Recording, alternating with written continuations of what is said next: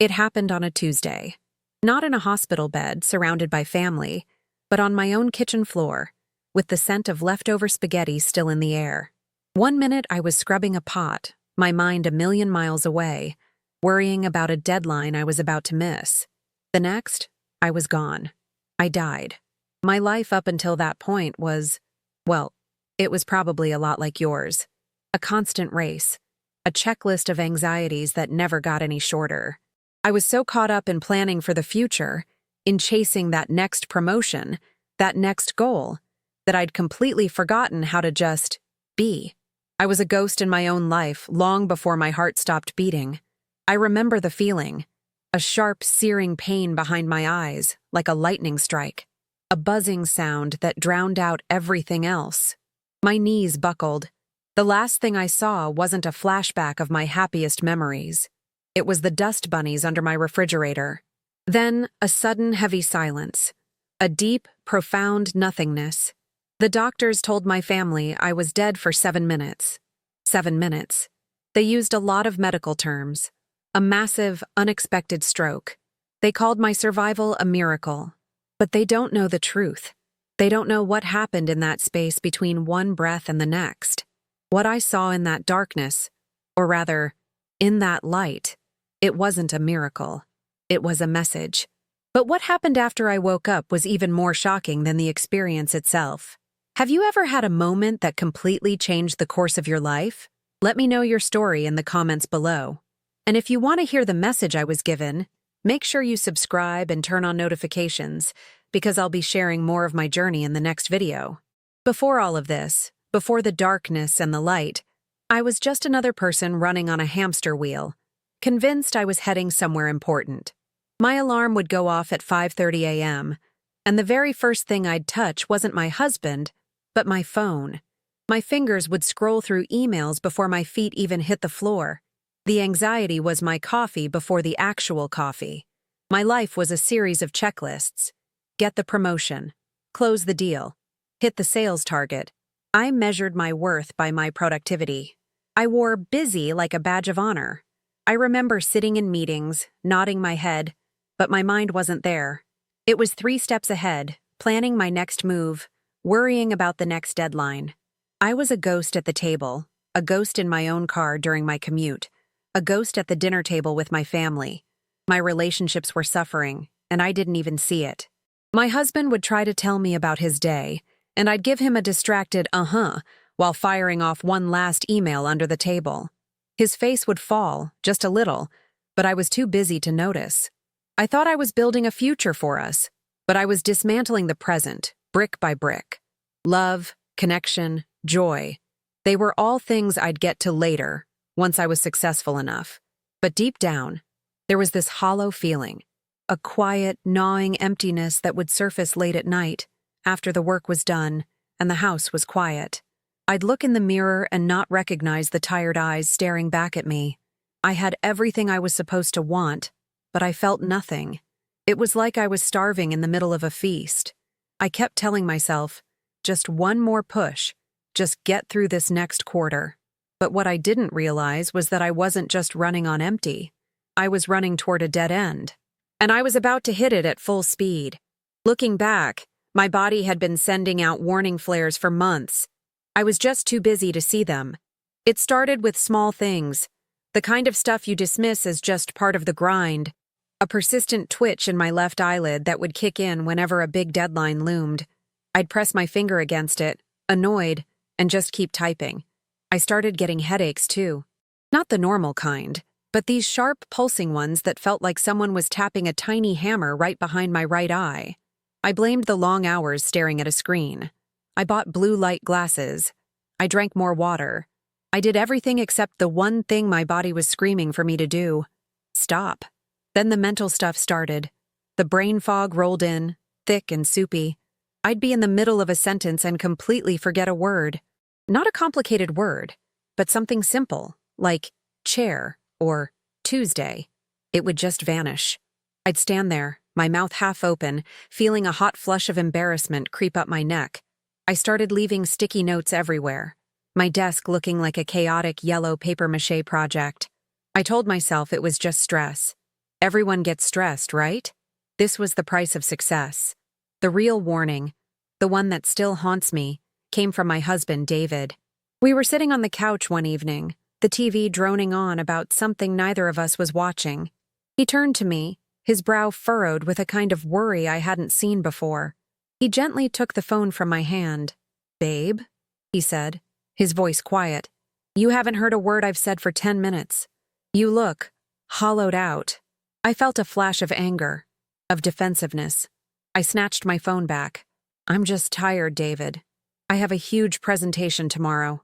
The look on his face, it was a mix of hurt and fear.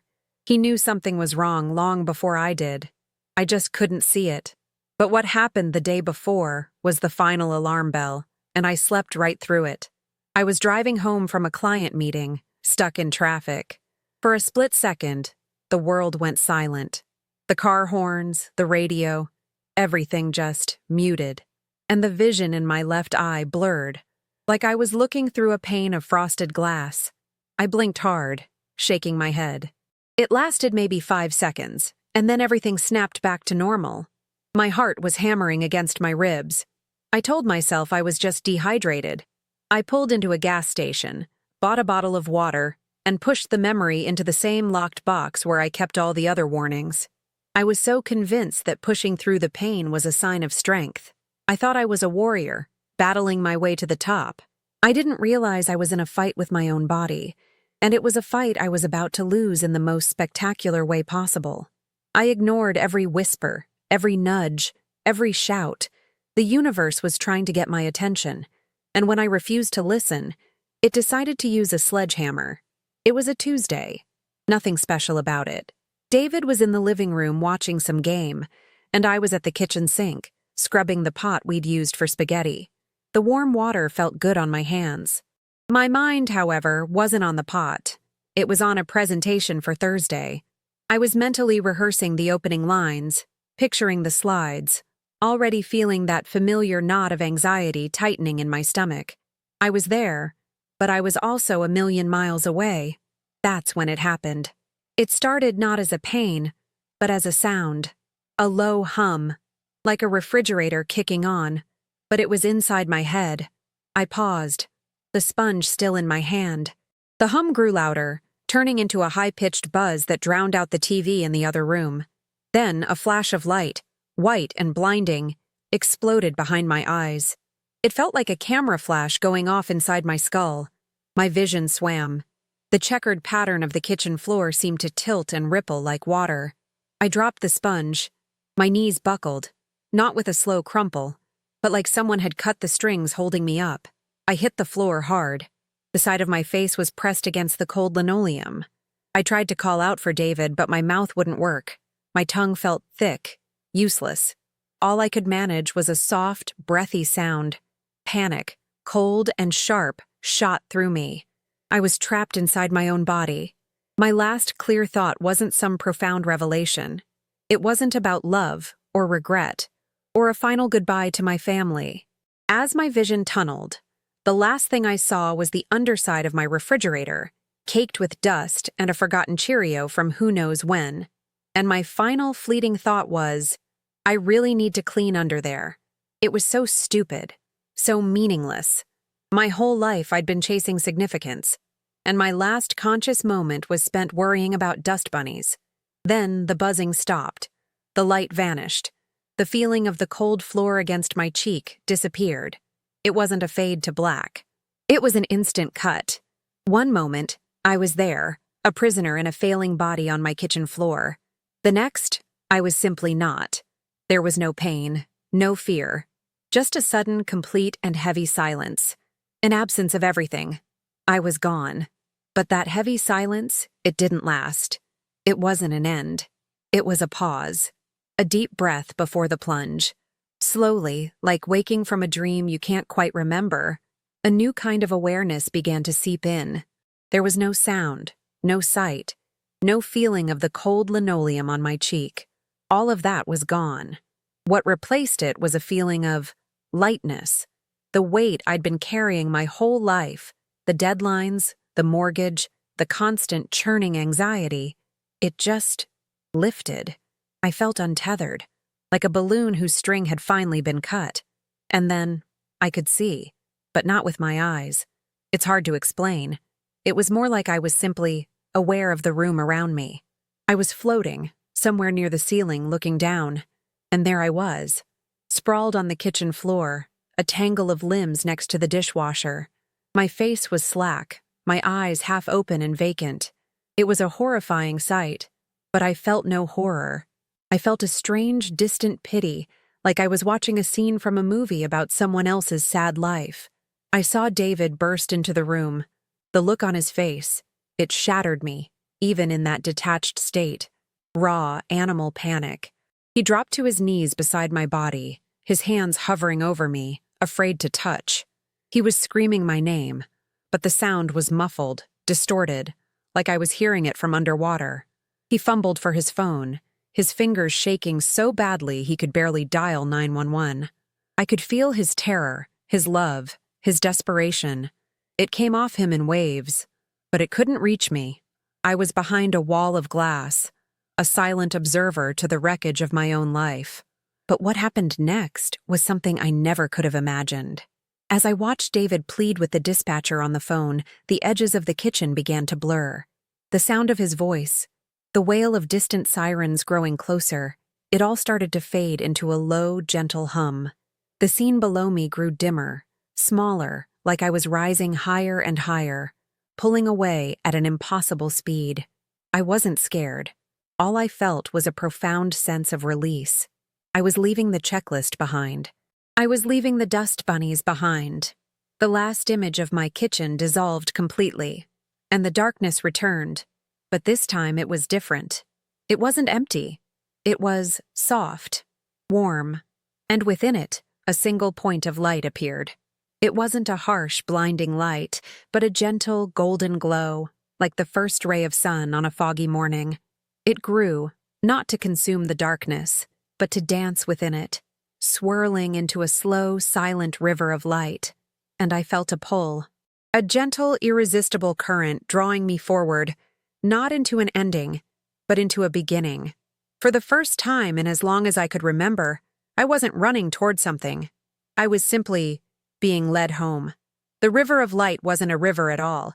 It was more like music made visible. It was a current of pure warmth, a symphony of gold and white that pulsed with a life of its own. I wasn't floating in it. I was part of it. Every worry, every scar, every ounce of shame I'd ever felt was gently washed away, dissolved into the light.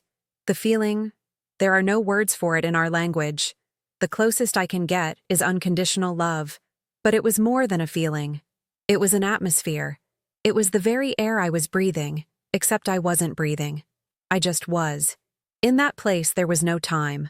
No before, no after. There was only the now. And in that now, I understood everything. My life didn't flash before my eyes like in the movies. Instead, it was laid out before me, like a giant, intricate tapestry. And I wasn't just seeing the big moments, the promotions, the wedding day. I was seeing the small ones, the moments I'd completely forgotten.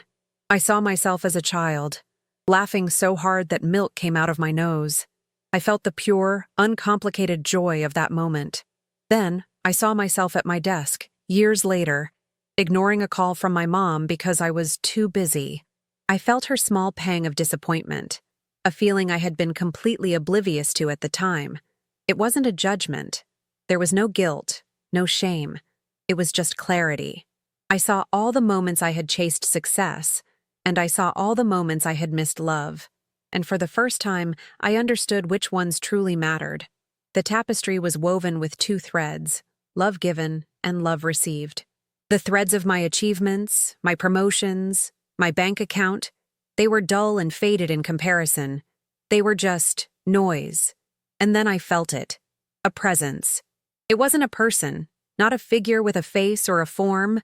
It was a consciousness so vast, so powerful, and so unbelievably gentle that its very existence was the source of all the light and all the love. It knew me. It knew every thought I'd ever had, every secret I'd ever kept, and it loved me anyway. It loved me with a power that was both overwhelming and incredibly peaceful. I felt smaller than a grain of sand, and more significant than the entire universe, all at the same time. It didn't speak in words. The communication was instant, a pure transfer of knowledge and feeling that bloomed directly in the center of my being. The first thought it gave me was a question, but it felt more like a gentle caress. "My child, why were you in such a hurry?" The truth of my life, the frantic, pointless race, laid bare. I tried to answer, to explain the deadlines, the expectations, the need to prove myself. But the thought that came back was simple, and it vibrated through my very essence. The lesson was never about being perfect. It was about loving. I was shown the face of my husband, David, the night he told me I looked hollowed out. I felt the depth of his fear, the love that was behind his words, a love I had been too defensive to receive. I was shown my coworker, who I'd barely glanced at when she told me her dog had died, because I was rushing to a meeting. I felt her loneliness. The presence showed me that every missed connection, every moment I chose efficiency over empathy, was a tear in my own tapestry. Then came the final message, the one that changed the very fabric of my soul. The love you hold back is the only thing you will ever lack. Go back. Just love harder. And with that, I felt a gentle but firm boundary. It wasn't a wall, but a current-changing direction. I knew, with a certainty that was absolute, that I couldn't stay. My time here was over. This peace, this understanding, it wasn't my home. Not yet. It was a lesson. And now, class was over. I had to go back and take the test. Have you ever felt a love so powerful it changed you from the inside out? If this story is resonating with you, please subscribe and hit the bell. In the next video, I'm going to tell you about the shock of waking up in a hospital bed and how I started trying to live that message every single day. The command to go back wasn't a suggestion. It was a cosmic certainty, like gravity. The gentle current that had carried me into the light reversed its flow, and I felt myself being pulled away. I didn't want to go. Leaving that place, that feeling of pure love and understanding, felt like a second death, a more profound loss than the first. I tried to hold on, to cling to the warmth, but it was like trying to cup water in my hands. The light began to recede, becoming a distant golden star in a sea of encroaching darkness. As I was pulled back, one final thought was imprinted on my soul, not in words, but in a feeling so powerful it became a part of me. It was the answer to the unspoken question of why. You were given this life as a gift, the presence communicated. It was never meant to be a test you had to pass, or a race you had to win. It was a canvas, and you were meant to fill it with color. Go back and paint. The journey back was nothing like the gentle drift that had brought me there. It was a violent, chaotic fall. The peaceful silence was shattered by a deafening roar, like I was plummeting through the atmosphere. The feeling of lightness was gone, replaced by an unbearable weight, a crushing pressure that squeezed me from all sides. I was being forced back into a container that suddenly felt impossibly small. It was like being poured, molecule by molecule, back into the prison of my own body. Then came the pain. It hit me like a physical blow, a searing electric shock that jolted every nerve. I felt the cold first, a deep, chilling cold that sank into my bones. I felt the scratchy texture of a blanket against my skin.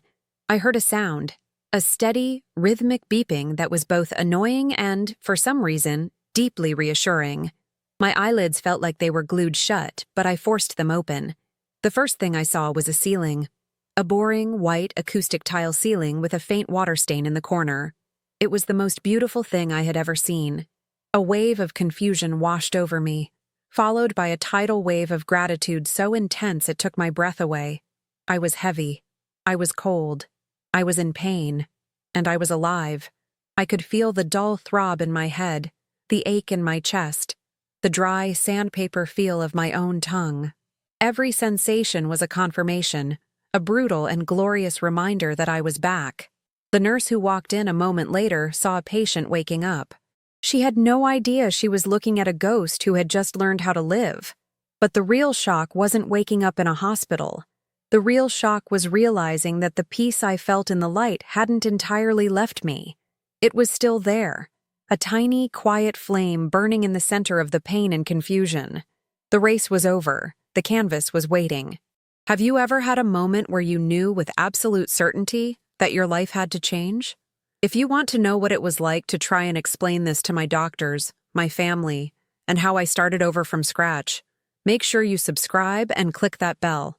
I'll be sharing the next part of my story very soon. Waking up wasn't like in the movies. There was no gentle flutter of eyelids, no soft focus. It was a violent crash back into reality. The first thing I felt was the tube down my throat, a brutal plastic intrusion that made me gag. My body felt like an old heavy coat that no longer fit. Every nerve ending was screaming, a symphony of pain after the perfect silence I had just left. A machine next to me was beeping, a frantic, insistent rhythm that felt like an assault. I tried to lift my hand, and it felt like it was made of lead. The message was clear. I was back in the cage. My family was there, a blur of relieved, tear-streaked faces around my bed. David was holding my hand, his grip so tight it hurt, but I welcomed the pain. It was real. It was proof. He looked 10 years older, his eyes red and puffy, a roadmap of fear etched around them. When I finally managed to look at him, he sobbed, a raw, broken sound of pure relief. "You're back," he whispered, pressing his forehead against our joined hands.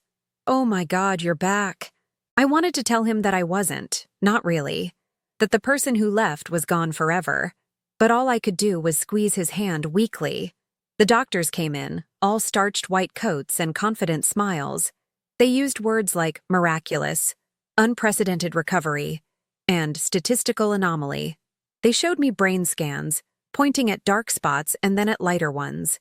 They explained the science of what had happened to the machine that was my body.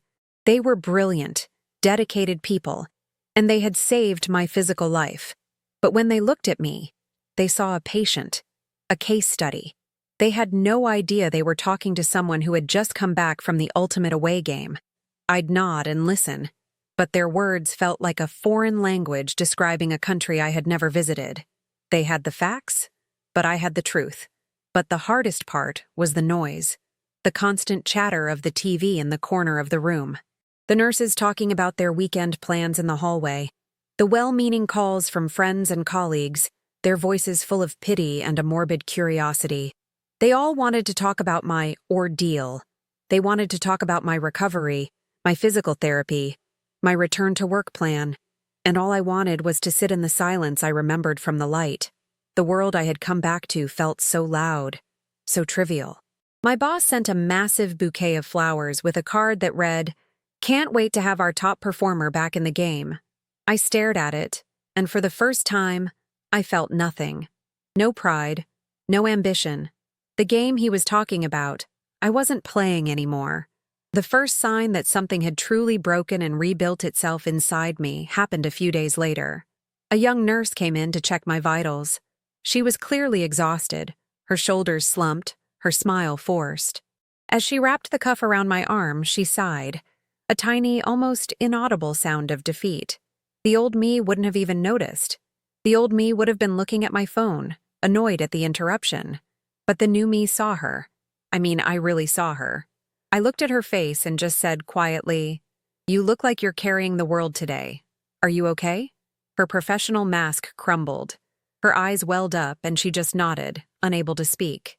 In that moment, I felt a connection, a shared humanity, that was more real than any business deal I had ever closed.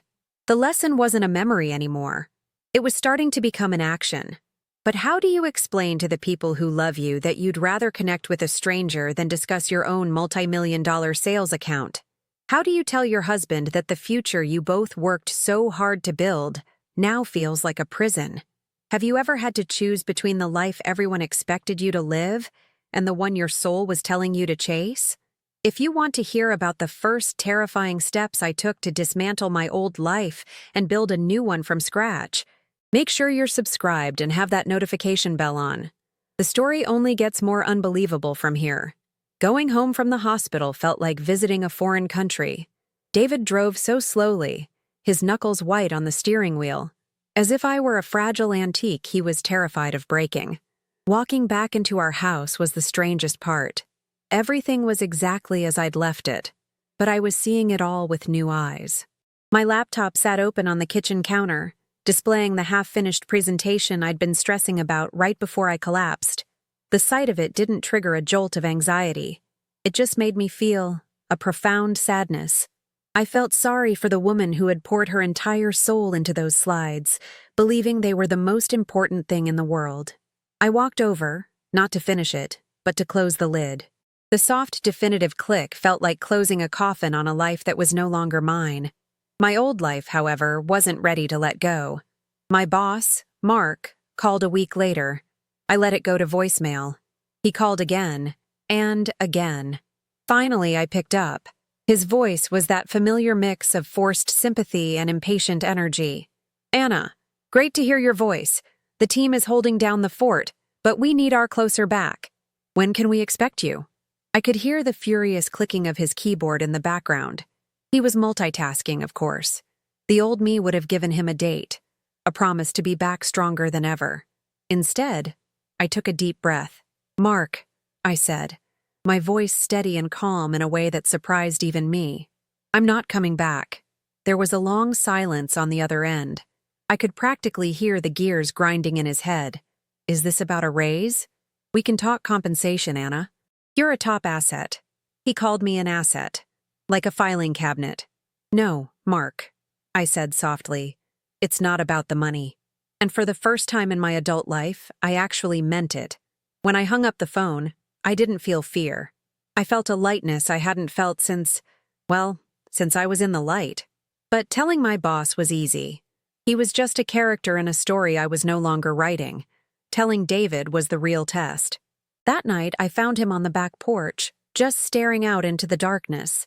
I sat down next to him, and for a few minutes, we just listened to the crickets. "I don't know who you are anymore," he finally said, his voice quiet and thick with emotion. He wasn't looking at me. "But," he continued, turning to face me, his eyes searching mine, "I think I like this version of you a whole lot better." That was my opening. I told him everything. Not just about the stroke, but about the light, the feeling of pure peace, the message. I braced myself for him to say I was crazy, that the lack of oxygen had damaged my brain. But he just listened, his expression unreadable, his hand finding mine in the dark. When I finished, he was quiet for a long time. Then he reached into his back pocket and pulled out his wallet. He fumbled with it for a second before pulling out a worn, folded piece of paper. He handed it to me. It was a brochure for a couple's retreat in the mountains, dated 3 months before my stroke. "I was going to give this to you," he said, his voice cracking. "I felt like I was losing you, like you were a ghost living in our house. I thought, maybe if we could just get away, I could get my wife back." I stared at the brochure, the words blurring through my tears. He had been sending out his own warning flares, and I had been completely blind to them. I hadn't just been racing toward my own end. I was abandoning him in the process. In that moment, looking at his heartbroken, relieved face, I finally understood the second half of the message. It wasn't just about loving harder. It was about letting myself be loved. That conversation changed everything. We started talking. I mean, really talking. For the first time in years. We didn't talk about my career or his work. We talked about our dreams, the small ones. We talked about how the sunset looked. We planted a small garden in the backyard, and I found a kind of peace with my hands in the dirt that no six-figure contract had ever given me. My new purpose in life didn't arrive like a lightning bolt. It seeped in, slowly. It started with listening. Really listening to David, to the cashier at the grocery store, to the neighbor I'd only ever waved at before. I realized everyone was carrying their own silent battles. And my new mission wasn't to close deals or climb a corporate ladder. It was simpler and infinitely harder. It was to truly see the person in front of me, to connect, to remind them and myself that the lesson was never about being perfect. I traded my power suits for jeans and my sales reports for a journal. I wasn't a top asset anymore. I was just me. And it was more than enough. My life isn't perfect now. It's messy and unpredictable, but it's real. It's filled with color. I'm finally painting my canvas. What do you think is the hardest part about starting over after you realize your old life is gone? Let me know your thoughts in the comments. And if you want to know how this new mission led me to the most unexpected place imaginable, make sure you subscribe and turn on all notifications. You won't want to miss where this journey goes next. I used to believe that my life was a resume I was building for, I don't know who. For some cosmic judge, maybe? I thought the whole point was to fill the pages with accomplishments, with titles, with proof that I was worthy. I spent so much time chasing a version of myself I thought I was supposed to be, that I completely missed the person I already was. What I learned in that light, in that beautiful, silent place, is that we don't have to earn our worth. We're born with it. The message I was given wasn't some complex secret I had to unlock. It was the simplest, most powerful truth I've ever known. And it's this: love yourself. Not tomorrow, not when you lose the weight or get the promotion, or finally fix all your flaws. Love yourself fiercely right now in this messy, imperfect, beautiful moment. And forgive yourself completely for all the times you chose fear over kindness, for every time you were too busy to notice the magic right in front of you. Because when you can finally give that kind of grace to yourself, it's like opening a floodgate. That love can't be contained. It has nowhere to go but out. It spills over and touches every single person you meet. That's the color I'm painting with now. That's the only thing that mattered in that place, and it's the only thing that matters here. It's not the money, not the job titles, not the clean floors. It's the love we gave away, and the love we were brave enough to let in. That's the only thing we take with us. I don't know exactly why I was sent back, but I have to believe it was to share this. To look you in the eye and tell you that you don't have to nearly die to finally start living. The frantic race you think you have to win, you can just stop. You can step off the track right now. So let me ask you, what do you believe is the one thing that truly gives a life meaning?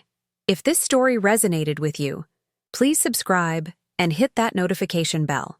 This journey has shown me that there are miracles and messages all around us, and I'll be sharing more of them right here. Thank you for being a part of this.